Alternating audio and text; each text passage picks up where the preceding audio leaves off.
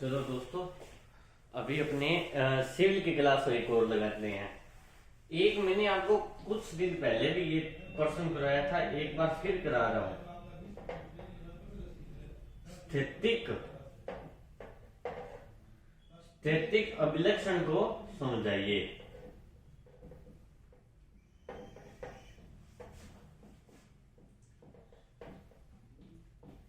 स्थैतिक अभिलक्षण को समझाइए, या फिर ये लिख सकते हो, स्थैतिक अभिलक्षण किसे कहते हैं।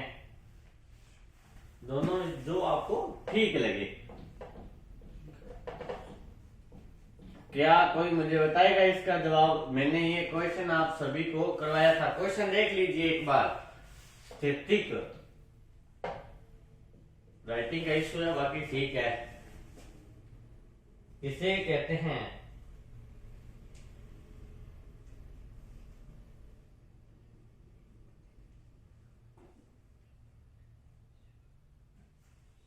स्थैतिक अभिलक्षण किसे कहते हैं? स्थैतिक अभिलक्षण उसे कहते हैं जो समय के साथ साथ धीरे धीरे बदलते हैं या उन्हें परिवर्तन किया जाता है, जिससे उस यंत्र पर पूरा प्रभाव पड़ता है, और जो प्रभाव पड़ता है उसे स्थैतिक अभिलक्षण कहते हैं। आइए इसकी परिभाषा लिखें। तो परिभाषा क्या होगी? मापक यंत्र। मैंने करवाया था आपको, ये शायद सेकंड क्लास में कराया था। मापक यंत्र में कुछ अभिलक्षण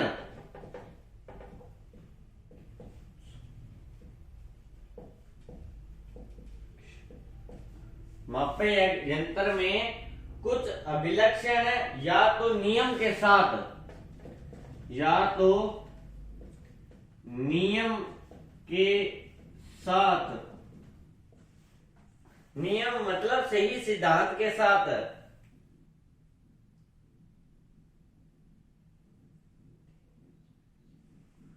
नियम होते हैं, या तो समय के साथ क्या आता है इनमें? बहुत धीरे धीरे बदलते हैं, धीरे धीरे बदलते हैं। अब धीरे धीरे क्यों बदलते हैं? मान लीजिए कि मेरे घर में मेरे को वोल्टेज चाहिए 10 वोल्टेज चाहिए, ठीक है, और मेरे मीटर मेरे को दे रहा है 5 वोल्टेज।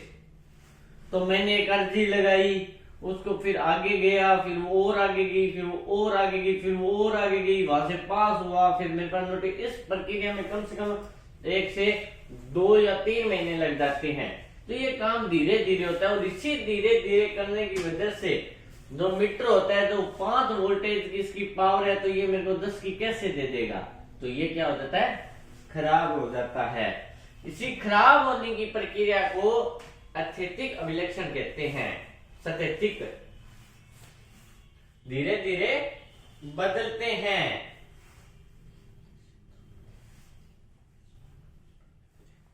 ये यंत्र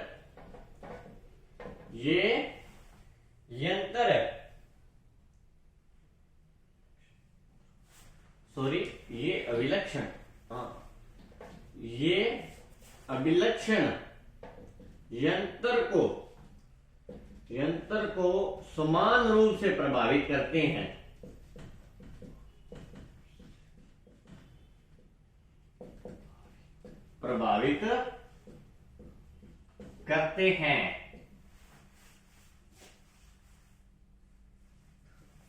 ठीक है, सबने लिख लिया? ये क्या करते हैं? ये प्रभावित करते हैं। किसको?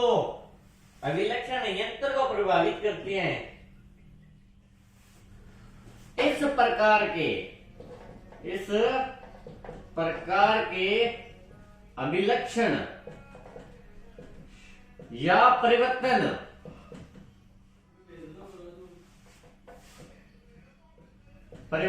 को अभिलक्षण, ठीक है, परिवर्तन रहने दो।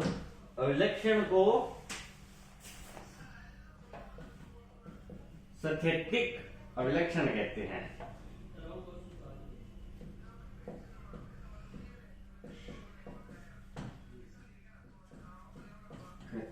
तो ये है दोस्तों स्टैटिक अभिलक्षण। और जैसे मैंने उसमें ही बताया था 2018 में आया था, कितने नंबर का था, 3 नंबर का। दोबारा मापक यंत्र में कुछ अभिलक्षण या तो नियम होते हैं या तो समय के साथ बहुत धीरे धीरे बदलते हैं। ये अभिलक्षण यंत्र की समान रूप से प्रभावित करते हैं। ये अभिलक्षण यंत्र को समान बराबर रूप से प्रभावित करते हैं। इस प्रकार के अभिलक्षण को स्टैटिक अभिलक्षण कहते हैं। ये आपकी परिभाषा स्टैटिक की। अब एक क्वेश्चन है जो मैथ का है, जो अपने मैथ का क्वेश्चन सोल्व करते हैं। इसमें सूत्र भी है, वो सूत्र भी याद कर लेना। 1 मीटर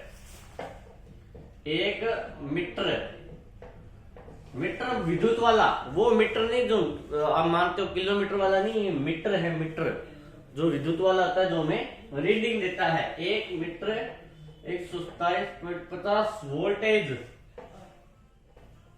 का भी लिख रहा हूं, हिंदी में लिख रहा, समझाना। पठन करता है मतलब वो ज्ञात करता है कितने वोल्टेज को, 127 यूनिट 0.50 वोल्टेज को पठन करता है, मतलब वो उसका ज्ञान करता है।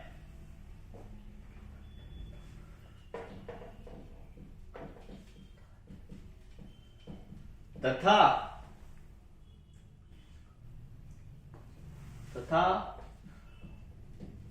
वोल्टेज का वास्तविक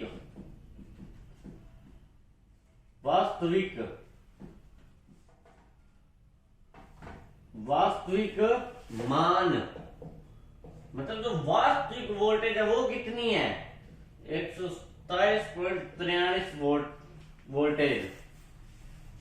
ठीक है।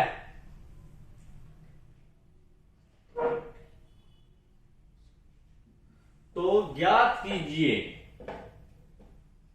ज्ञात क्या करना है, अब वो देखते हैं।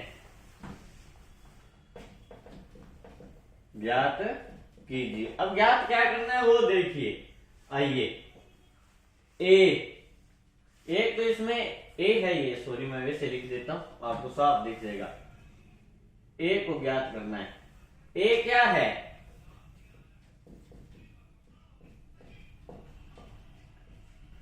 स्टैटिक, जो मैंने आपको बताया था स्टैटिक त्रुटि, मैं आपको भी करवा के आया हूं, ये उसी से जुड़ा हुआ क्वेश्चन है एक, स्टैटिक त्रुटि। और बी कौन सा पॉइंट है,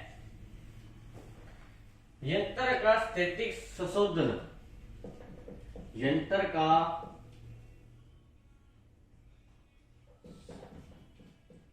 स्टैटिक संशोधन मतलब उसमें सुधार, संशोधन का अर्थ होता है। अब इसका उत्तर है, एक तो ये मैथ का हो गया, प्लस 2021 में आया हुआ है, और ये 5 नंबर का क्वेश्चन आया था। इतना और बता देता हूं आपको, मेरी ड्यूटी लगी, मैंने देखा था। अब यहां पे बच्चे कंफ्यूज हो गए कि सर हमें ज्ञात क्या करना है। एक तो इनको माइनस तो करना ही करना है कि कितने वोल्टेज का फर्क आ रहा है, इसमें स्टैटिक त्रुटि इसमें कहां पे है, और यंत्र का स्टैटिक शोधन कहां पे है। तो पहले हम लेंगे ए को, तो स्टैटिक त्रुटि है, उसको ज्ञात करने का जो सूत्र है वो सूत्र लिखिए सबसे पहले ए।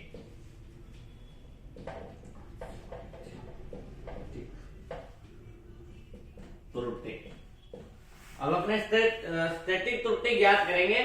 तो स्टैटिक पाई आर पहले लिखेंगे, ये इसका सूत्र है, पहले ही बता रहा हूं, ए बराबर सिग्मा एम और माइनस ए के साथ आएगा टी। तो आपको समझ में आ गया था कि इन दोनों में अपने को माइनस करना है। ये इसका सूत्र, अब कैसे माइनस होगा तो वो देखिए, 127.50 और 127.43। कोई करके बता सकता है मेरे को कि इसका उत्तर कितना आएगा? तो इसका उत्तर आएगा 0.07। अब आप कहोगे सर यहाँ पे तो जीरो हो रही थी, तो ये सारी जीरो का कोई महत्व नहीं, चलो मैं लिख भी देता हूं। क्या कुछ इसमें फर्क पड़ गया? नहीं। तो हमें इसकी जगह हम एक जीरो भी लेंगे तो भी होगा। हाँ, यहाँ पे अगर अंक आ जाता तो इससे फर्क पड़ जाता, पर यहाँ पे अंक नहीं है, इसलिए हम साधारण जीरो लेंगे।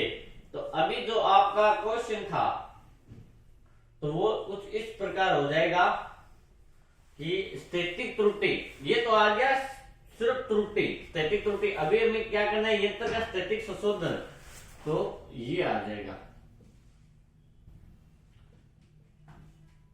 यंत्र का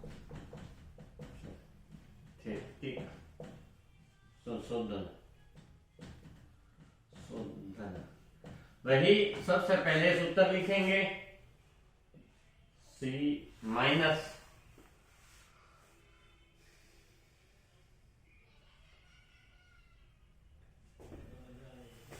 बराबर माइनस, अभी क्या होगा, माइनस में चला गया, प्लस में नहीं गया। अगर यहाँ पे प्लस होता तो जुड़ता, अपने यहाँ पे क्या हुआ, माइनस हुआ, तो अपने इसको भी आगे क्या लिखेंगे, माइनस में, बराबर माइनस 0.07 वोल्टेज।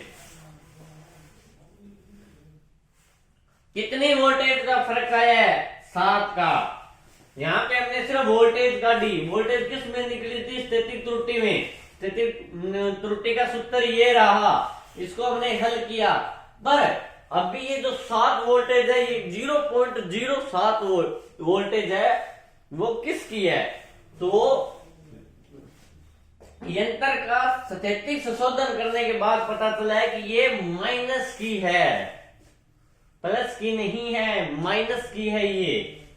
ठीक है, मीटर 7 यूनिट ज्यादा बता रहा था, जबकि सही मायने में यूनिट थी इतनी ज्यादा, ये बता रहा था। तो हमने जब इसको हल किया तो हमारा 0.7 उत्तर आया। तो ठीक है, एक चीज ये बताता हूं, एक तो ये सूत्र याद कर लो,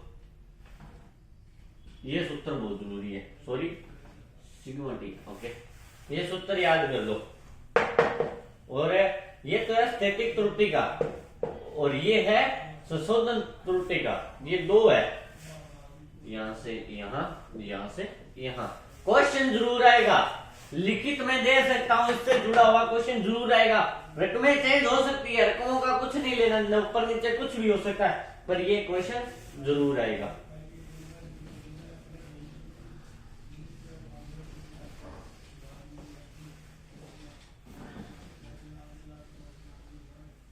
कभी कभी तो लगता है कि मैं ऐसे यहाँ पे आके बकवास ही मार रहा हूं।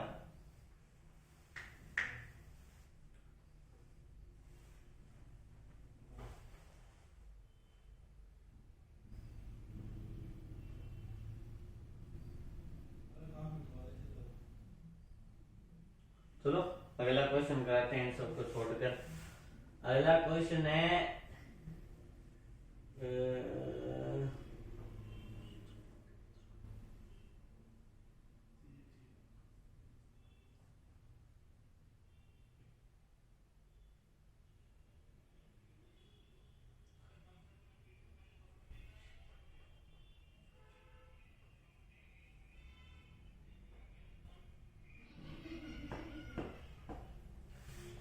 अगला क्वेश्चन कौन सा कराएं, कौन सा करवाएं आपको?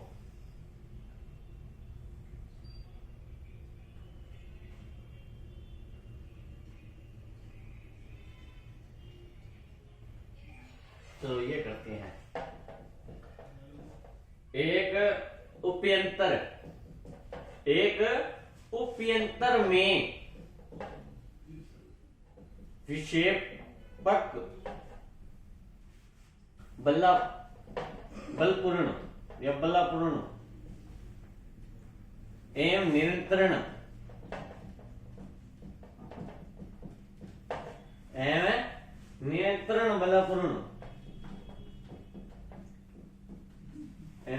बलापूर्ण समझाइए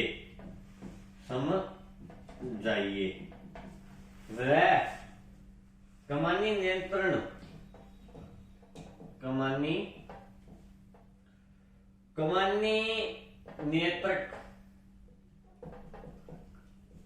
के लाभ हानि, लाभ व हानि। ये क्वेश्चन 2014 और 15 में लगातार आया था, दोनों बार आया था, 2014 और 15 में। ये भी बता देता हूं 2015 में और सॉरी 21 में भी आया था। 21 में जो आया था वो आपके जो एग्जाम पेपर है उसका दूसरा क्वेश्चन निबंधात्मक, जिसे हमने 50 से 150 शब्दों में लिखते हैं, उसमें ये दूसरा क्वेश्चन आपका यही था, चेक कर लेना, 7 नंबर का आया था। तो मैं इसको आपको समझाने की कोशिश करता हूं, आप समझोगे तो।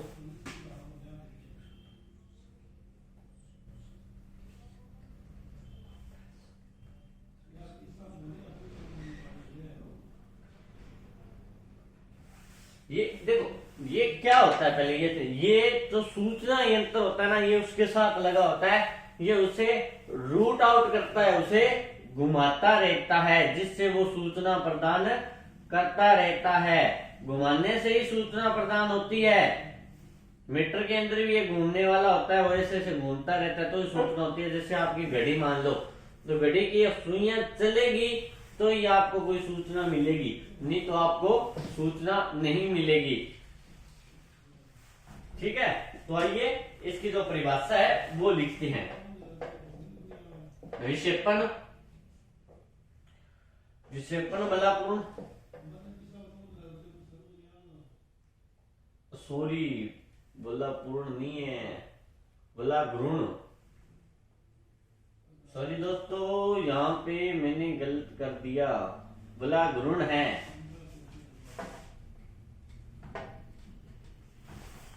बलाघूर्ण को समझाइए।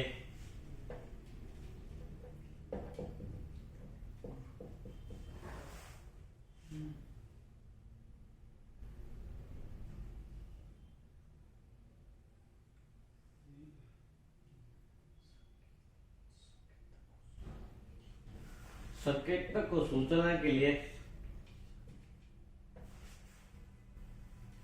संकेतक को सूचना के लिए, सूचना के लिए स्केल पर घूमता है, स्केल पर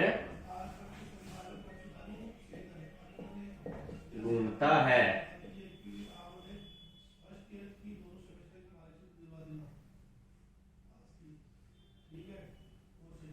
घुमाता, सॉरी घूमता नहीं, घुमाता है। संकेतक, संकेतक, संकेतक आप स्केच भी कह सकते हो, कोई सुनिए। प्रेरक यंत्र,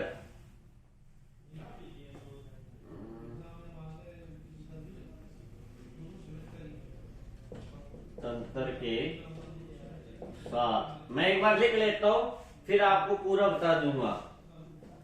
जुड़ा, सॉरी जुड़ा हुआ,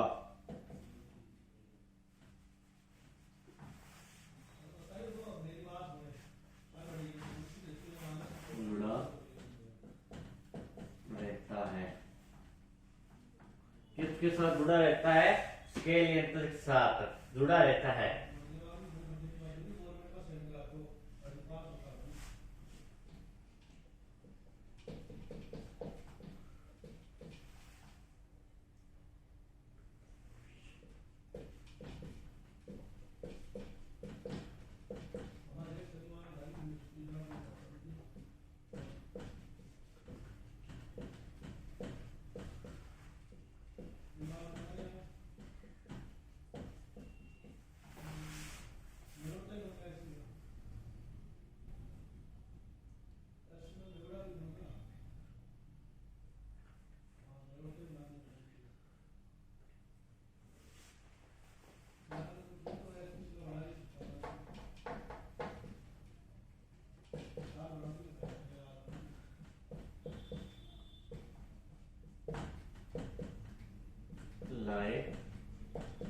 लाए जाते हैं। चलो ये परिभाषा होगी। क्या है? विक्षेपण बलाघूर्ण संकेत को सूचना के लिए स्केल पर घुमाता है। जैसे मैंने कहा था रूट आउट करता है, घुमाता रहता है, संकेत प्रेरक यंत्र के साथ साथ जुड़ा रहता है। किसके साथ जुड़ा रहता है? संकेतक प्रेरक यंत्र। संकेतक मतलब संकेत यंत्र के कै को मिटा दो एक बार, किसके जुड़ा रहता है? संकेत यंत्र के साथ, जो हमें संकेत देता रहता है हर चीज का, उस यंत्र के साथ ये जुड़ा रहता है। उप यंत्र में विक्षेपण बल घूर्ण उत्पन्न करने के लिए विभिन्न प्रभाव प्रयोग में किए जाते हैं। इसमें विक्षेपण बल घूर्ण उत्पन्न करने के लिए, बल उत्पन्न करने के लिए क्या क्या किया जाता है वो मैं बता दूंगा। निम्न प्रकार से वो हमने आगे लगेंगे। तो वो कितने प्रकार के होते हैं? वो 6 प्रकार के होते हैं के प्रयोग में लाए जाते हैं उत्पन्न करने के लिए निम्न प्रभाव, विभिन्न प्रभाव। जो विभिन्न प्रभाव है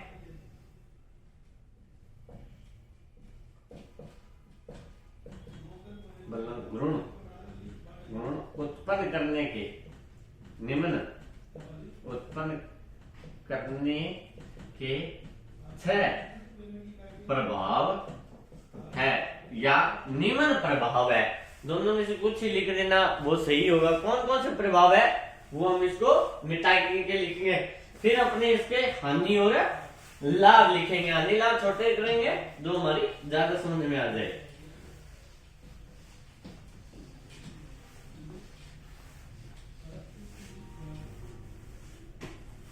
पहला, कोई भी चीज है विद्युत की, उसमें जरूर होगा, क्या होगा? चुंबकीय या चुंबकीय प्रभाव। चुंबकीय प्रभाव। उसके बाद कौन सा आएगा सेकंड नंबर पर? विद्युत चुंबकीय। विद्युत चुंबकीय।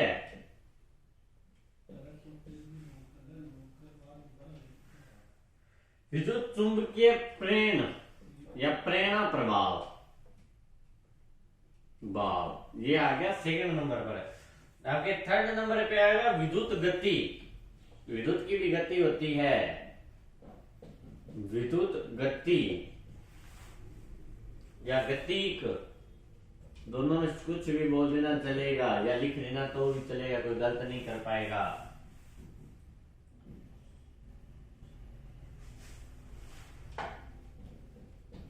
उष्मीय प्रभाव। और पांचवा आपका आ गया रासायनिक प्रभाव।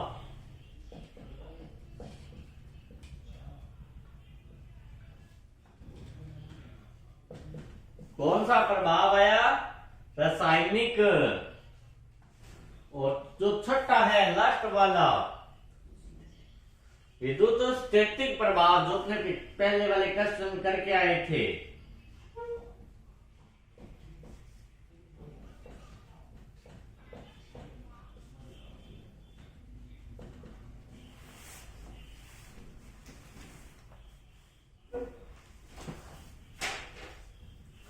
आज वाली जो क्लास है वो अपनी इलेक्ट्रिकल की है और अपने उसी पे चर्चा करें हैं। ये शायद 6 क्लास है अपनी, जो अपने ऑनलाइन लगाते हैं। तो देखिए 6 लिख दिए। अब इन 6 के आगे आगे क्या है वो लिख दिए। यह कहां पे प्रयोग किया जाता है? तो यह कहां पे प्रयोग किया जाता है? ये है प्राय मतलब रोज। किसमें प्रभाव किया जाता है? यह प्राय वोल्ट मापी, जो वोल्टेज को मापती है। वोल्ट मापी वह धारा प्रणाली, धारा मापी, धारा मापी। वोल्ट में तो धारा मापी एक ही है, अलग अलग शब्द है ये। वोल्ट मापी भी कह सकते हैं और धारा मापी भी कह सकते हैं। में प्रयोग की जाती है, प्रयोग किया जाता है या की जाती है।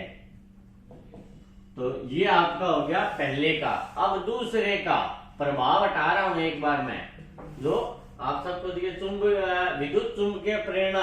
तो विद्युत चुंबकीय प्रेरण प्रभाव है वो कहां पे था? यह प्रभाव वोल्ट मापी, धारा मापी, शक्ति मापक, वोल्ट, घंटा, मीटर में प्रयोग किया जाता है। कहां कहां पे प्रयोग किया जाता है? यह वोल्ट मापी। दूसरा धारा मापी घंटा, वाट घंटा, वाट नहीं तो आप घंटा वो दूसरा है, समझ जाओगे। वाट घंटा,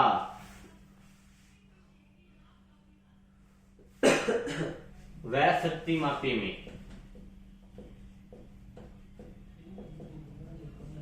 में प्रयोग की जाती है, वो आप लिख लेना। अब आ जाते हैं विद्युत गति की।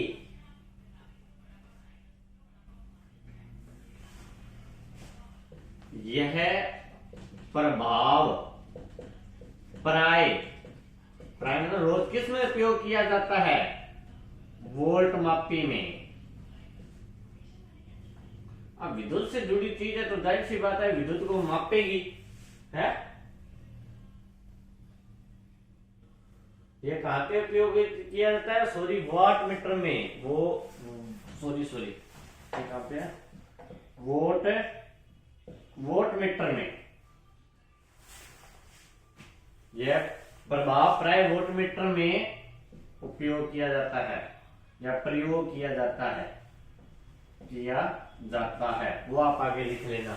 अब अपने जो अगला है उसमें प्रभाव,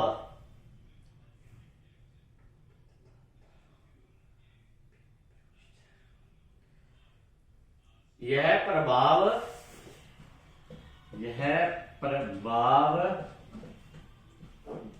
वोल्ट मापी तथा या वह धारा मापी में प्राय उपयोग किया जाता है, प्राय उपयोग या काम में लिया जाता है। ठीक है, इतने हो गए।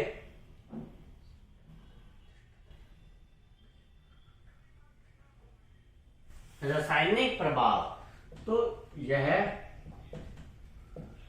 डिस्ट धारा, कौन सी धारा? डिस्ट धारा, एम्पियर पियर तथा घंटा मीटर में उपयोग किया जाता है, घंटा मीटर में उपयोग किया जाता है, घंटा मीटर में उपयोग किया जाता है। अब जो आपका लास्ट पॉइंट है वो है विद्युत स्थैतिक प्रभाव।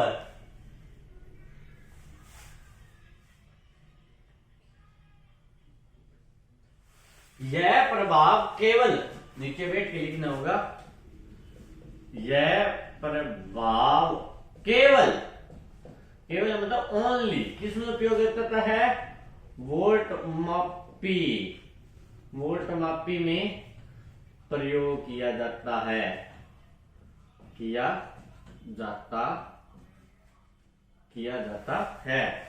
तो देखिए यह प्रभाव किस में उपयोग किया जाता है? यह केवल वोल्ट मापी में किया जाता है। तो मैं अब एक बार आपको सारे करवा देता हूं, 6 के 6 लिख लीजिए। पहला कौन सा है?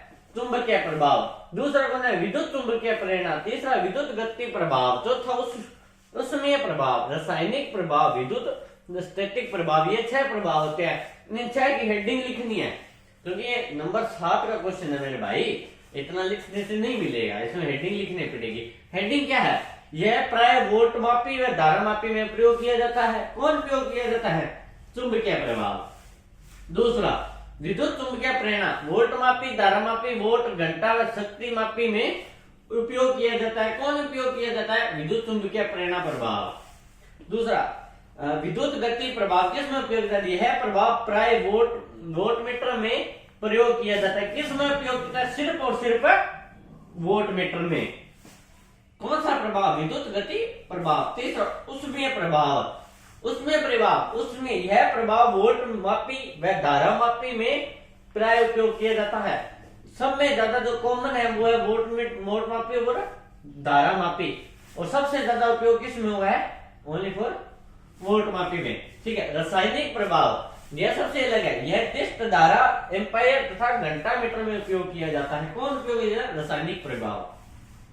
छठा पॉइंट, विद्युत स्थैतिक प्रभाव। यह प्रभाव केवल और केवल वोल्ट मापी में उपयोग किया जाता है।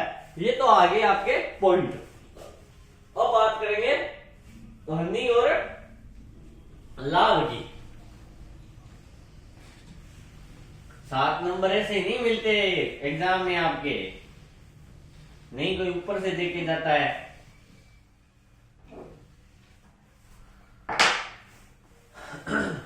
लाभ मैं ऐसे लिख रहा हूं, आप ऐसे लाभ मत लिख देना, नंबर कट जाएंगे। हेडिंग डाल के लिखना कमानी नियंत्रण के लाभ, बाद में कमानी नियंत्रण की हानि, आपको कुछ इस प्रकार लिखना है।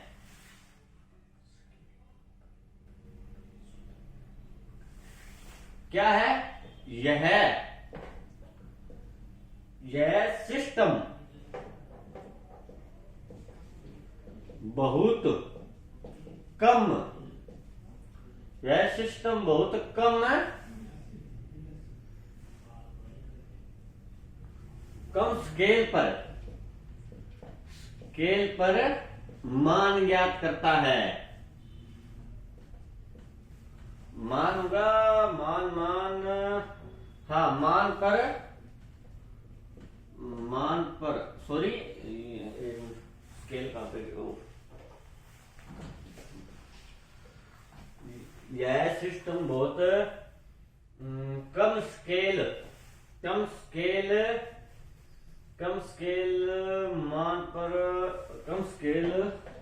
मान पर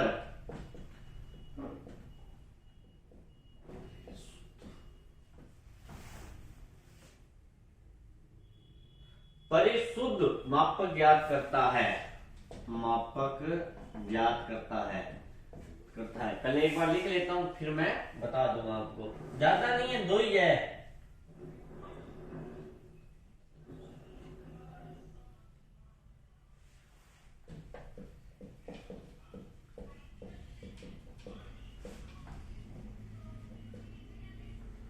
यह सिस्टम है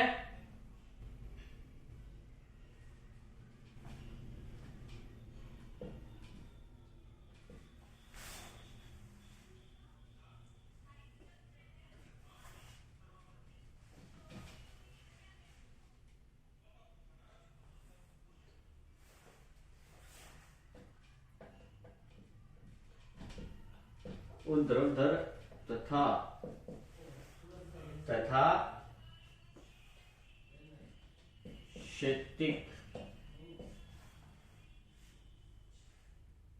क्षैतिज दोनों तरह के उपकरणों में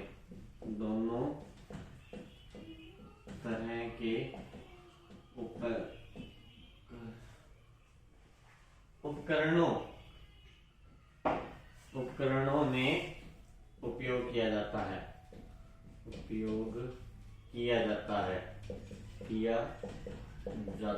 अब इसकी हानि,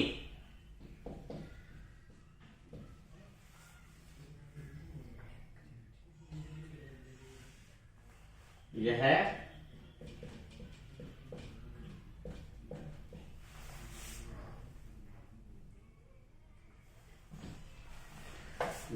ग्रेविटी की तुलना में महंगा होता है।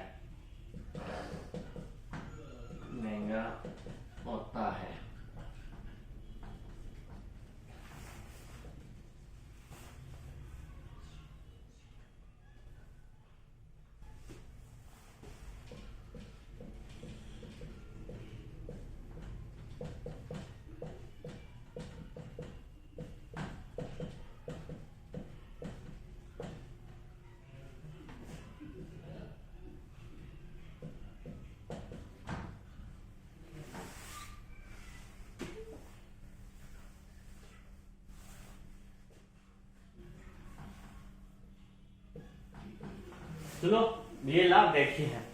यह सिस्टम बहुत कम स्केल माप पर परिशुद्ध मापक ज्ञात करता है। यह स्केल ऊर्ध्व तथा क्षैतिज दोनों तरह के उपकरणों में प्रयोग किया जाता है। ये होगी इसके लाभ। हानि एक चीज बात एक नोट की, यह ग्रेविटी की तुलना में महंगा होता है। कोई भी हो विद्युत का, उसको महंगा तो बताना है। क्यों? क्योंकि विद्युत का सामान एक दूसरे से महंगा ही महंगा होता है, यह सस्ता नहीं आता। आप जो ढोलकी और ट्रांसमीटर लगा रहते हैं ना, उसकी वास्तविक कीमत 50,000 से 1 लाख होती है। जो वो मटेरियल बना होता है, जो अपने खेत ट्रांसफार्मर गलियों में लगा होता है, जो गांव में एक होता है, शहर में हर वार्ड में लगा होता है, उसकी कीमत 50,000 से 1 लाख रुपए कीमत है उसकी। पर वो बस ये है कि गवर्नमेंट दे रही है, ठीक है, तो तुलना में महंगा होता है। सिस्टम का नियंत्रण ताप पर निर्भर करता है। एक खंबा होता है ना, खंबा, उसकी लागत पता है कितनी? एक खंबे की लागत 14,000 रुपए है गवर्नमेंट की। एक खंबा जिसपे तारे होते हैं उसकी 14,000 रुपए लागत है एक। तो ये आ गया आपका सिस्टम का नियंत्रण ताप पर निर्भर करता है। उसमें जितना ताप होगा वो उतना कार्य करेगा, और ज्यादा ताप में वो भी काम नहीं करेगा। तो ये आपका अगला भी क्वेश्चन हो गया। अब अगले क्वेश्चन की ओर बढ़ते हैं। आज मैंने 2 क्वेश्चन कराए हैं बड़े, और दोनों ही मोस्ट इंपॉर्टेंट थे आपके लिए।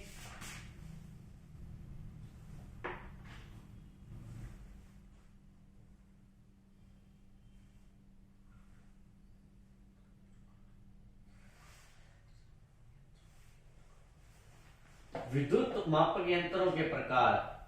विद्युत मापक यंत्र के प्रकार बताइए। तो उत्तर, विद्युत मापक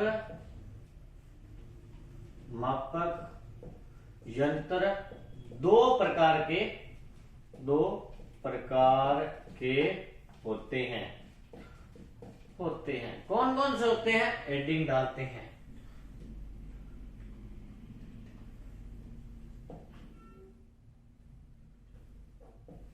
प्रारंभिक मापक का शब्दार्थ अगर मैं हिंदी में बताऊं तो जो प्रारंभ करता है, जो स्टार्ट करता है, जो पहले आता है, उसे प्रारंभिक मापक कहते हैं।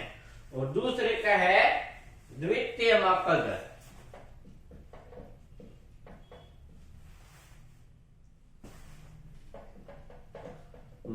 बहुत आसान है।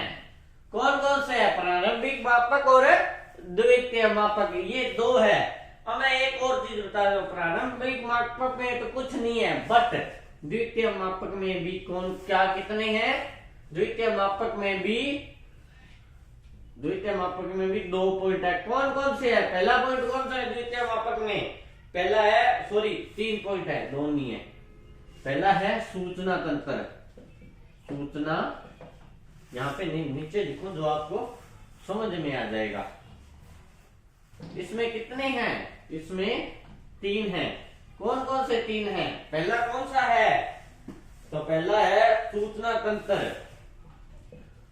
सूचना यंत्र जो जानकारी देता है, सूचना देता है हर चीज की।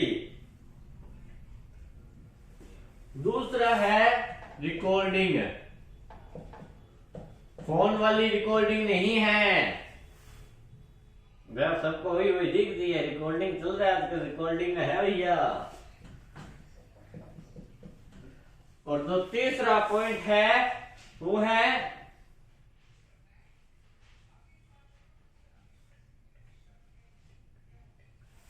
इंटीग्रेटिंग यंत्र।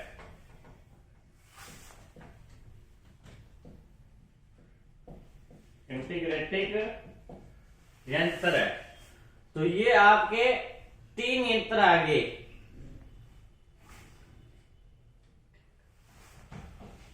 ठीक है, कौन सा? सूचना यंत्र, रिकॉर्डिंग यंत्र, इंटीग्रेटिंग यंत्र। यह है ये, सॉरी एक मिनट, इंटीग्रेटिंग यंत्र को अलग कर देता हूं मैं, यंत्र। तो ये 3 यंत्र आगे। किसमें क्या आ गया? प्रारंभिक मापक में कुछ नहीं है, इसकी परिभाषा करवाऊंगा। द्वितीय मापक, इसकी भी परिभाषा लिखेंगे। इसके बाद आता है सूचना यंत्र, रिकॉर्डिंग यंत्र और इंटीग्रेटिंग यंत्र। ये क्वेश्चन 2020 में आया था, 2020 में आया था, पहले भी आया। ये नहीं कहता कि 2020 में पहली बार आया था। जो फिलहाल लास्ट ईयर जो क्वेश्चन आता है मैं उसका सन बताता हूं, उससे पहले भी बहुत बार आया होता है ये। ये पॉलिटेक्निकल आज की नहीं है, बहुत सालों पहले की है। तो ये हो गया। अब अपने बात करेंगे प्रारंभिक यंत्र की। तो प्रारंभिक यंत्र मैं लिख रहा हूं तो पहले मेरे को लगता है मैं परिभाषा ही लिख लूं। क्या है? यह मापक का सबसे सरल रूप है। बड़ो और मेरे लिए दोनों शुद्ध है और सरल है, जैसे मैं हूं। अब ये मत कहना सर अपने मुंह से मिठू बन रहे हो, आप तो तारीफ कर नहीं रहे हो, सोचा मैं अपनी खुद की कर लेता हूं।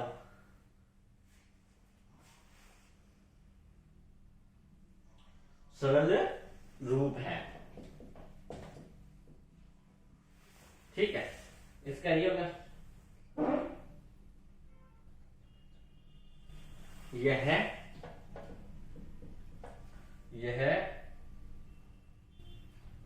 लंबाई तथा दूरी ज्ञात करता है। लंबाई तथा दूरी का मापक पदार्थ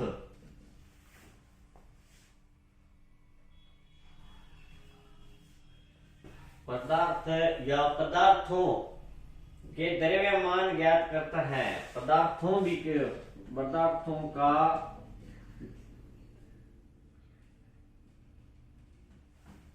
द्रव्यमान ज्ञात करता है। मान ज्ञात करता है। यह क्या ज्ञात करता है? यह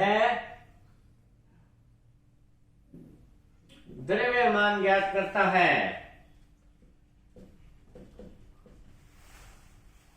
द्रव्यमान ज्ञात करता है। यह मापक का सबसे सरल रूप है। यह लंबाई तथा दूरी का मापक पदार्थों का द्रव्यमान ज्ञात करता है। और क्या करता है? ये वस्तुओं को गिनता भी है।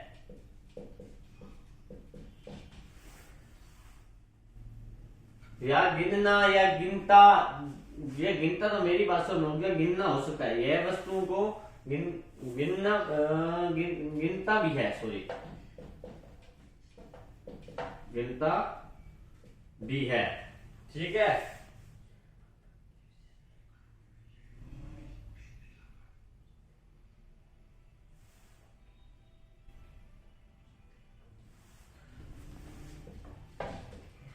प्रारंभिक मापक के उदाहरण हो सकते हैं। कौन कौन से उदाहरण हो सकते हैं? देखिए,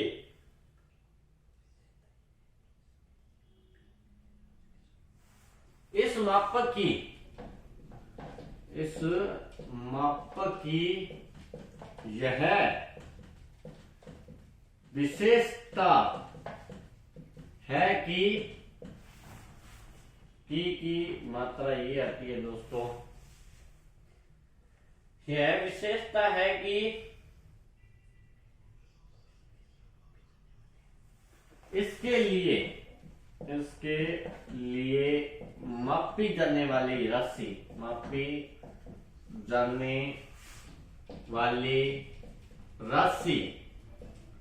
रिटर्न कौन से है मेरा भाई?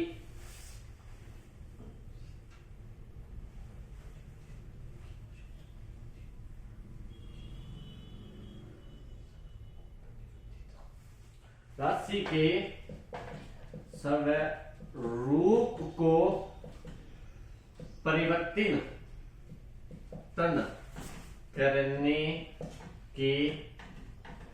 करने की आवश्यकता नहीं होती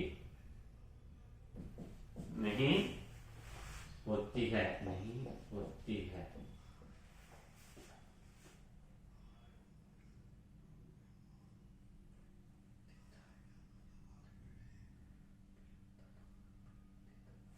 परिवर्तन भी कर सकते हो, परिवर्तन होता है और परिवर्तित दोनों एक ही चीज है।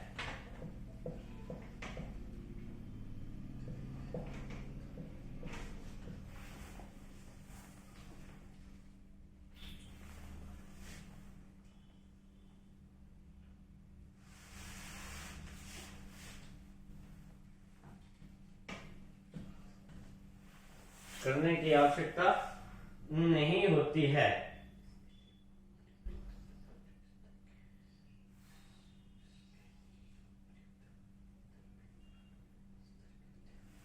इसके लिए किसके लिए इसके लिए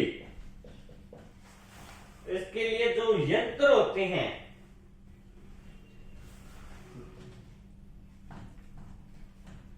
प्रयुक्त यंत्र भी प्रारंभिक, क्या होगा, प्रयुक्त यंत्र भी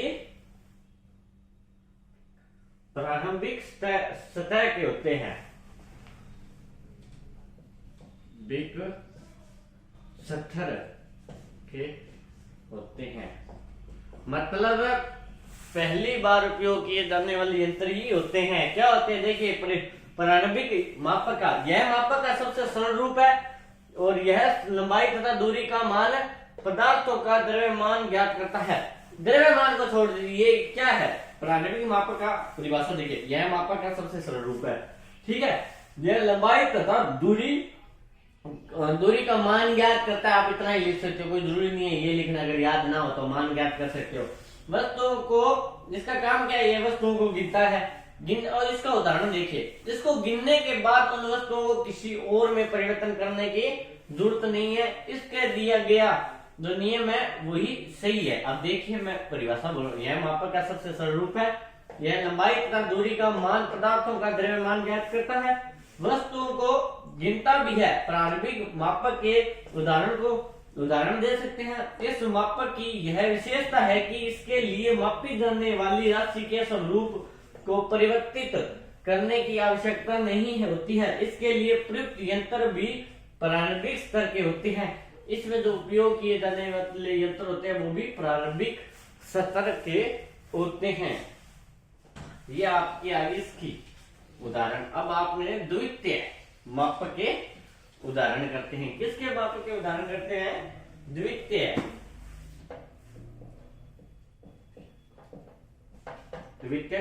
मापक। ये मेरे राइटिंग इशू कब खत्म होगा, जिस दिन ये खत्म हो गया ना बहुत फर्क आ जाएगा। द्वितीय मापक यंत्र।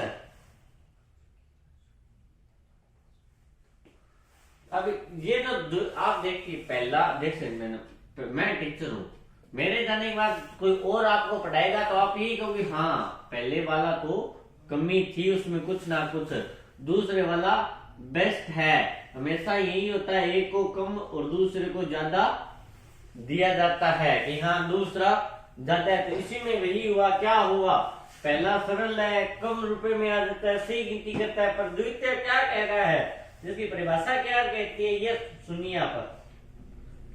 प्रारंभिक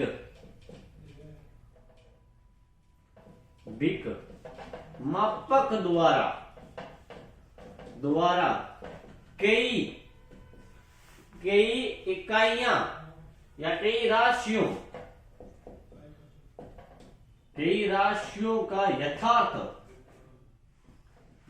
मतलब है कि उनका सही यथार्थ, यह है यथार्थ। मैं दोबारा लिख देता हूं,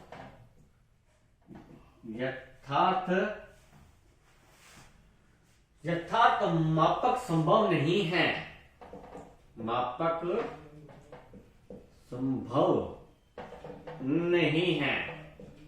देख लिया ना, मैंने कहा था एक के जाने के बाद दूसरा कुछ ना कुछ इस पहले वाले की कमी जरूर निकालता है, और इसने वही किया है, इसने कमी निकाल दी।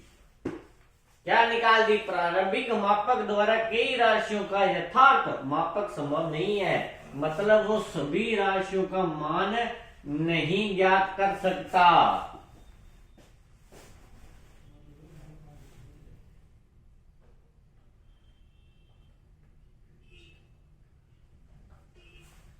अंत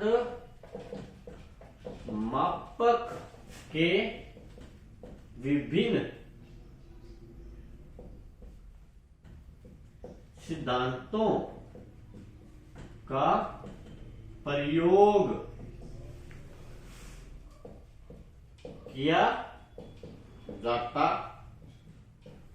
किया जाता है।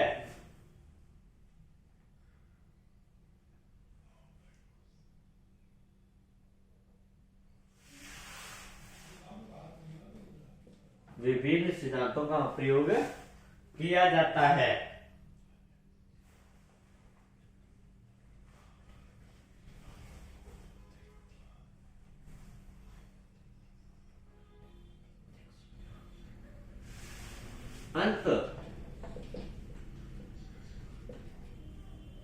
द्वितीयक मापक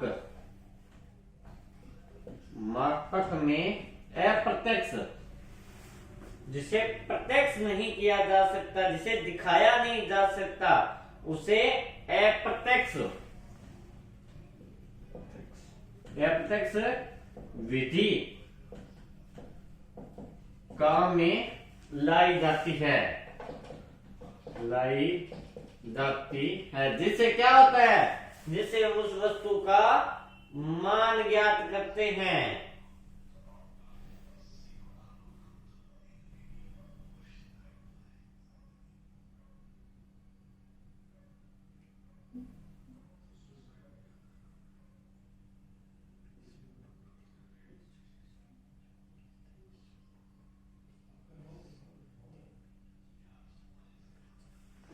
इस मापक विधि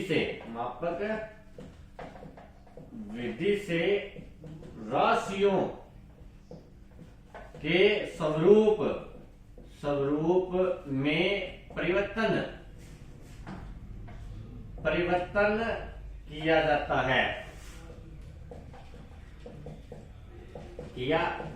अब एक चीज देखिए, वो क्या करता था, वो राशियों का जो स्वरूप है उसमें कोई भी परिवर्तन नहीं करता था, पर द्वितीय क्या करता है, द्वितीय राशियों के स्वरूप में परिवर्तन करता है।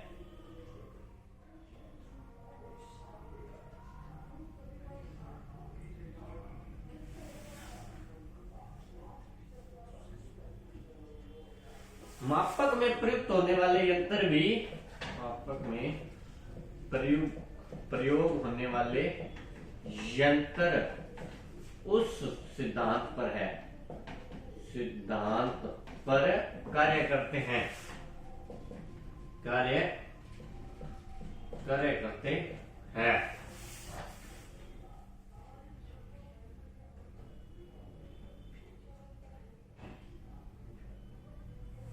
जिन्हें राशियों के पदों में अनुमापित किया जाता है।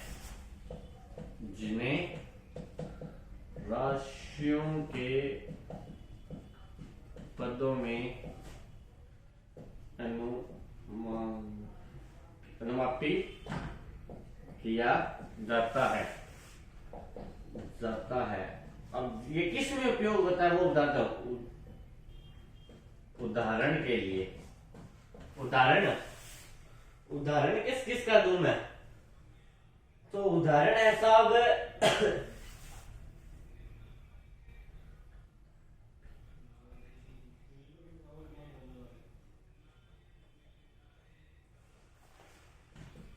धारा मापी, वाट आवर मीटर, ये इन दोनों में उपयोग किया जाता है। परिभाषा लिखिए।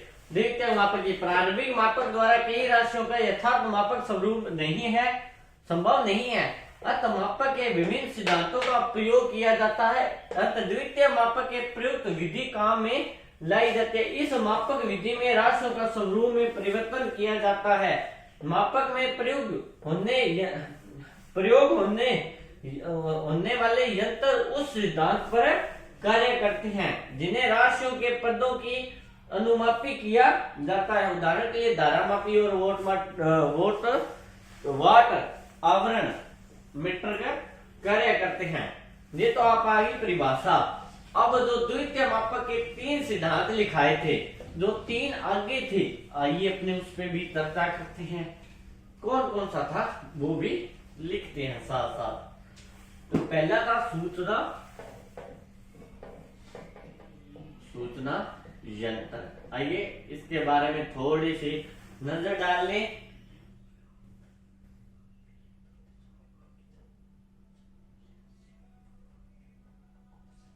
सूचना सूचना यंत्र वो होता है जो मापक की गई राशि को दर्शाता है। मैंने आपको पहले ही कहा था, सूचना यंत्र वही है जो उस राशि को या उस वाटमीटर को या जो वोल्टेज है उसे दर्शाता है, जो हमें बताता है, उसे सूचना यंत्र कहते हैं। तो इसकी परिभाषा ये होगी, सूचना प्रकार के यंत्र, सूचना प्रकार के यंत्र वे यंत्र होते हैं, वे यंत्र होते हैं जो क्या करते हैं, जो मापक की जाने वाली राशि को, जानने वाली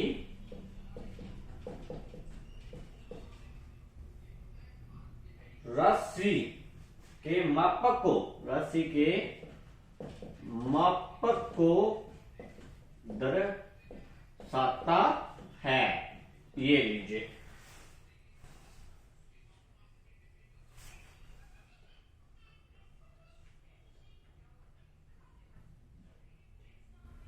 तो इसकी श्रेणी में कौन कौन से आते हैं? तो इसकी श्रेणी में आता है एमीटर व वाटमीटर। इसकी श्रेणी में आता है, एक वोल्ट मीटर भी आता है, सॉरी मीटर। ये तीनों मीटर इसकी श्रेणी में आते हैं, वह वोल्ट मीटर, ये तीन इसकी श्रेणी में आते हैं।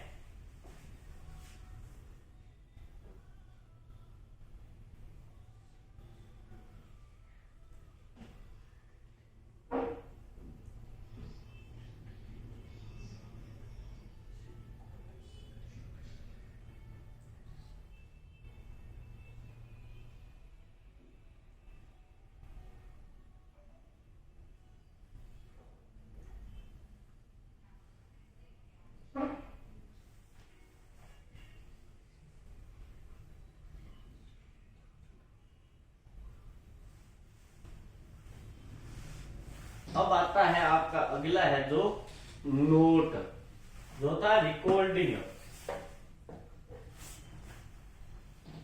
तो नाम से ही पता चलता है कि ये कोई चीज को रिकॉर्ड करता है, रिकॉर्ड यंत्र। नाम से ही पता चल गया कि ये भाई रिकॉर्ड करे, पर ये रिकॉर्ड करके क्या करता है? ये एक समय, निर्धारित समय, मान लो 1 घंटा, 1 घंटे में विद्युत में जो ये जो आपका ग्राफ, ये आपका ग्राफ होगा, मान लो कुछ इस प्रकार, मुझे बनाना नहीं आता पर मैं अपनी सरल भाषा में और सरल तरीके, ये आपका ग्राफ है। तो ये उस ग्राफ में हमें बताएगा कि 1 घंटे में विद्युत में कितना उतार चढ़ाव और कितना ऊपर गई है और कितने वो नीचे आई है। तो एक ये रिकॉर्ड तैयार करेगा जिसे रिकॉर्ड यंत्र कहा जाता है। दो किस पे करेगा? एक ग्राफ पे, एक पैमाने पर। तो इसकी परिभाषा क्या होगी, लिखिए। यह यंत्र दिए गए समय में, यह यंत्र दिए गए समय में, मान लो मैंने 1 घंटा दे दिया, 5 घंटा दे दिया, वो तो उसका टाइम होगा ना। समय में दिए जाने वाली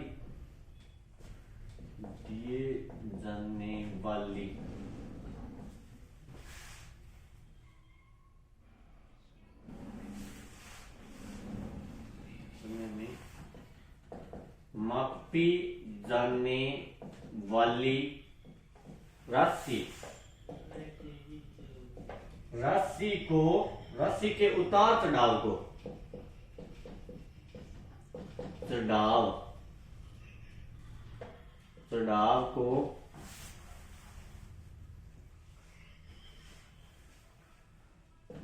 ग्राफ पेपर पर लगातार नोट करता है, तार नोट करता है। तो ये होगी इसकी परिभाषा। क्या परिभाषा इसकी? देखिए, यह यंत्र दिए गए समय में मापी जाने वाली राशि के उतार चढ़ाव को ग्राफ पेपर पर लगातार नोट करता है या उसे दर्शाता है। तो इसे क्या कहते हैं? रिकॉर्डिंग यंत्र कहते हैं।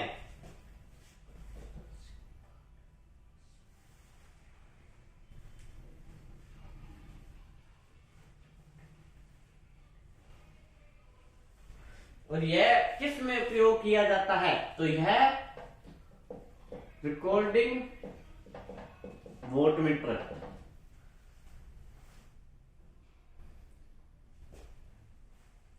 वोल्टमीटर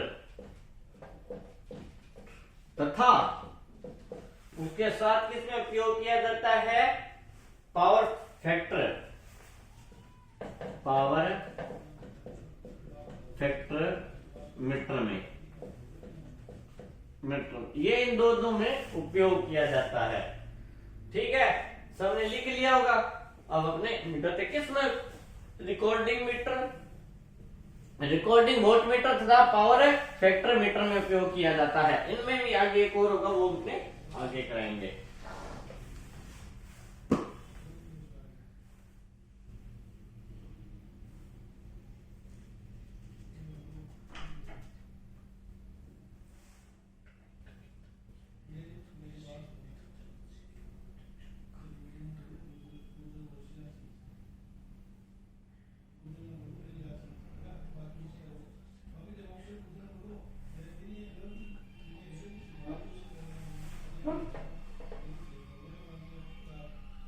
इंटीग्रेटेड,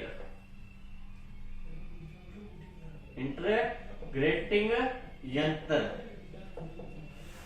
इंटीग्रेटिंग यंत्र क्या है? यह वह यंत्र है जो उस विद्युत के प्रारंभिक काल को या अब के जो टाइम है, मान लीजिए मैंने विद्युत जब प्रारंभ की तो मैंने वोल्टेज 2 दिया और मैंने अब वोल्टेज 10 कर दिया है, तो इसके जो बीच में परिवर्तन हुआ है, जो इस काल से लेकर इस काल तक जो बीच में आया है, उसको कौन दर्शाता है? उसको ग्रेटिंग यंत्र दर्शाता है।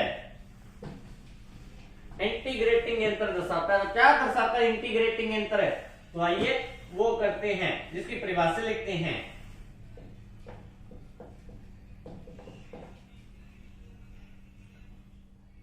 वह यंत्र है जो किसी विद्युत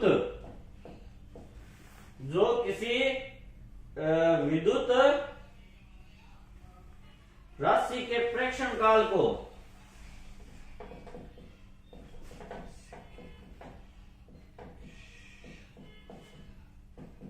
प्रेक्षण काल या प्रारंभिक काल कैसे है? प्रेक्षण काल को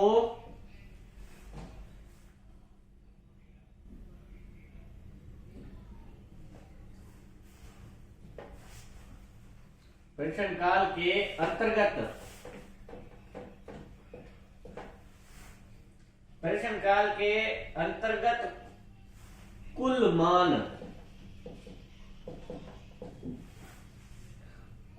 को दर्शाता है। लिखिए परिभाषा। इंटीग्रेटिंग यंत्र यह यंत्र जो किसी विद्युत राशि के प्रेक्षण काल अच्छा 2 बार लिख देगा, सॉरी, प्रेक्षण काल के अंतर्गत कुल मान को दर्शाता है। प्रेक्षण काल के अंतर्गत कुल मान को दर्शाता है। जैसा मैंने बताया था आपको, यह कहां पे उपयोग होता है? यह 3 फेस एंटीमीटर, जैसे कहां पे उपयोग होता है? तो आइए लिखिए 3 फेस, जिसे हम 3 फेस कहते हैं, और एक है एंटी मीटर, एनजी मीटर। इसके अलावा कौन आ गया? 3 फेज एनजी मीटर आ गया, वाट घंटा वोट घंटा इत्यादि, ये इन सब को दर्शाता है। क्या दर्शाता है? जैसे मैंने बताया था, स्टार्टिंग से लेके प्रारंभ से लेके अंत तक जो बीच में परिवर्तन हुआ है, ये उसको दिखाता है। ठीक है, तो ये आ गया आपका ये। अब अपने बात करते हैं कुछ और। तो ये क्वेश्चन हो गया आपका। अब एक क्वेश्चन आया था, सरल क्वेश्चन है, जो 2-2 या 1-1 नंबर के आते हैं वो करते हैं। जो 10 क्वेश्चन आते हैं,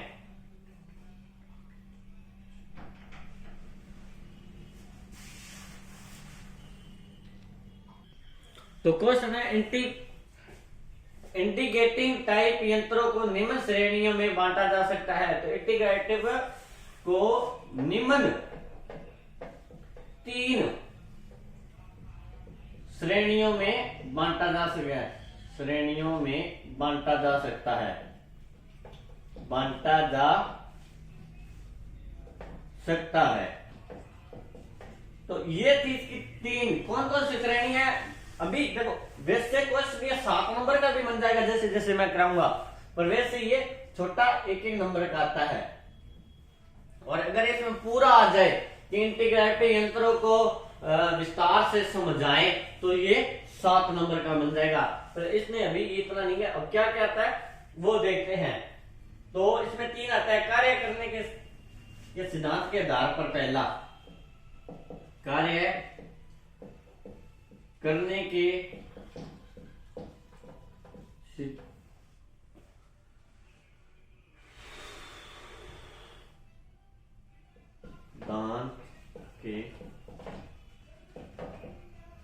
सिद्धांत के आधार पर पहला आपका आ गया।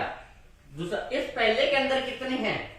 पहले के अंदर जो कार्य सिद्धांत है, इसके अंदर अगर टॉपिक गिने जाए तो इसके अंदर 8 पॉइंट है। कौन कौन से वो भी कराऊंगा।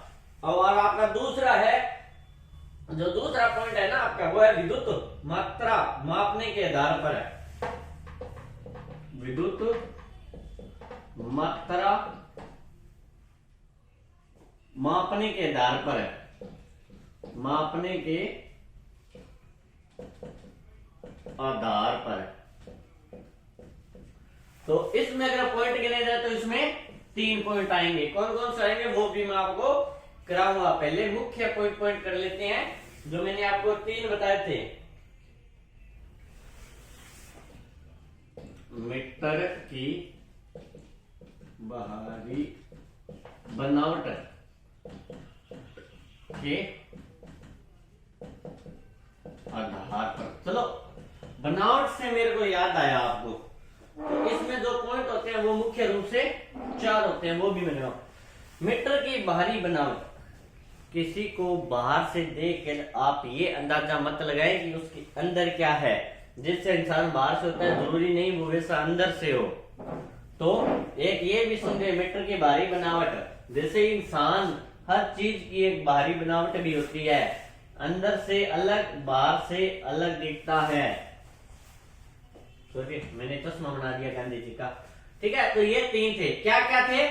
कार्य करने के सिद्धांत के आधार पर, विद्युत मात्रा मापने के आधार पर, मीटर की बाहरी बनावट के आधार पर। तो हमने क्या कहा कि कार्य करने के सिद्धांत के आधार कौन कौन से है। तो कार्य करने के इसका मैं बता रहा हूं, कार्य करने के सिद्धांत 8 है। तो वो 8 कौन कौन से पहले वो उतारते और इनको भी अपने करेंगे। तो ये क्वेश्चन अब यहां से हट जाएगा। अब आगे से मैंने कहा ना, क्वेश्चन से क्वेश्चन कराएंगे। क्या है कार्य, कार्य था ना, कार्य करने के आधार 8 है। कौन कौन से है। पहला कौन सा है। पहला है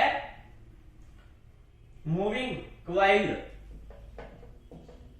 मूविंग नहीं है, मूविंग है क्वाइल। दूसरा, मूविंग क्वाइल के बाद रिफ्लेक्शन। तीसरा पॉइंट आपका डायनोमीटर,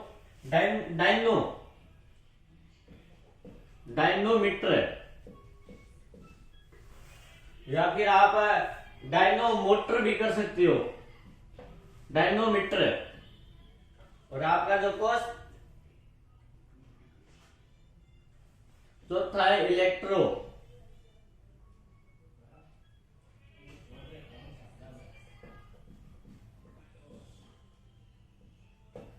इलेक्ट्रोस्टिक, इलेक्ट्रोस्टिक। तो ये आपके 4 हो गए। 5वां पॉइंट आपका moving iron, moving iron. Iron में नहीं है, आयरन है, आयरन। सब फिल्मों से कुछ भी पूछ लो, सब पता है सबको। अटैक्शन टाइप, अटैक्शन टाइप,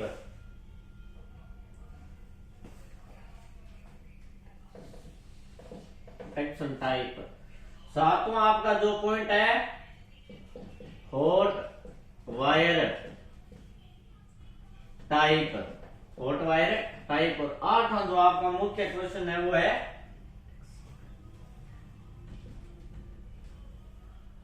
इंडक्शन टाइप। तो ये आपके कौन कौन से हैं? Moving coil, relaxation, dynamometer, electronic, moving iron, election type, hot wire type, induction. ये आपके 8 आ गए। अब दूसरा कौन सा था? दूसरा था, नीचे आ जाएगा क्या दूसरा? दूसरे के पॉइंट थे 4 बनावट के। दूसरा विद्युत विद्युत विद्युत मात्रा के आधार पर, सॉरी, विद्युत मात्रा के आधार पर कौन कितने हैं? पर 3 है। कौन कौन से? पहला है ओहा मीटर, ओहा मीटर। दूसरा वोट मीटर। और तीसरा जो आपका पॉइंट है वो है ऊर्जा मीटर, मीटर आदि। तो ये आपके दोस्तों मैंने 2 पॉइंट करवा दिए, ठीक है।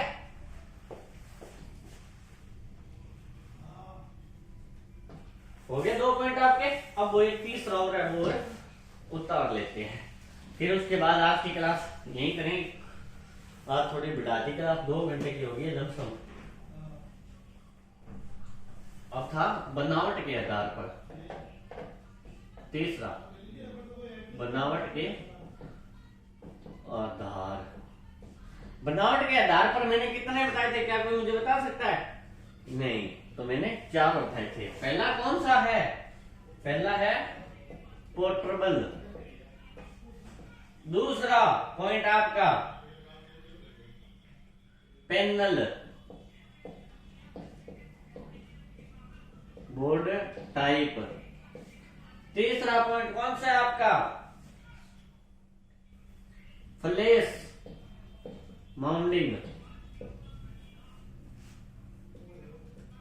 माउंटिंग।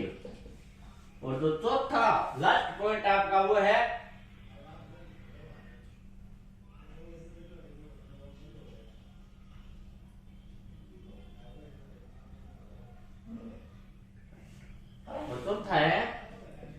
पैरामीटर। तो ये आपके 4 थे। अब कौन कौन से आते हैं वो बता देता हूं। एक है स्केल। अब आपसे पूछ स्केल क्या है, तो स्केल कितने से कितना होता है? तो स्केल 50 mm और 50 mm हो गया। और स्केल होता है, और स्केल होता है 100 mm भी होता है, 100 mm और 150 mm। ये हो गया स्केल। अब बात करें डिफ्रैक्शन की।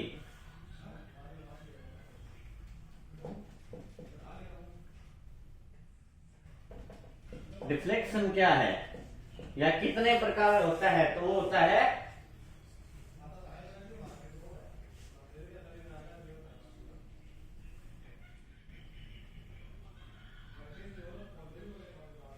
ये 90 डिग्री गोल भी आता है और 250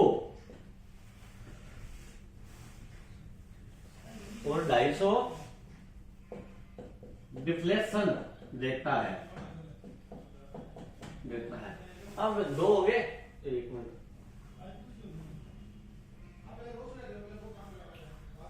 तीसरा है आपका 0 सेंटीमीटर।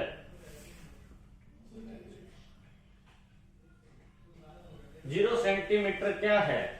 या 0 सेंटीमीटर, ये वो मीटर नहीं है जो आप समझ रहे हो, ये दूसरे मीटर है। एवियोमीटर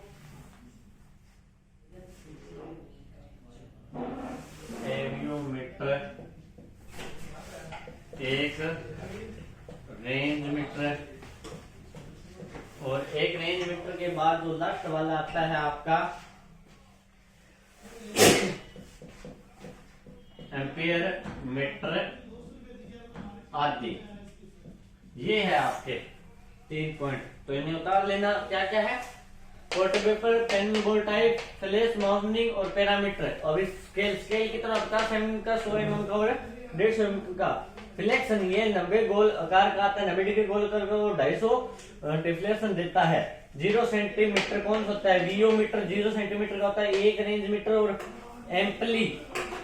एम्पियर मीटर आदि, ये सभी होते हैं।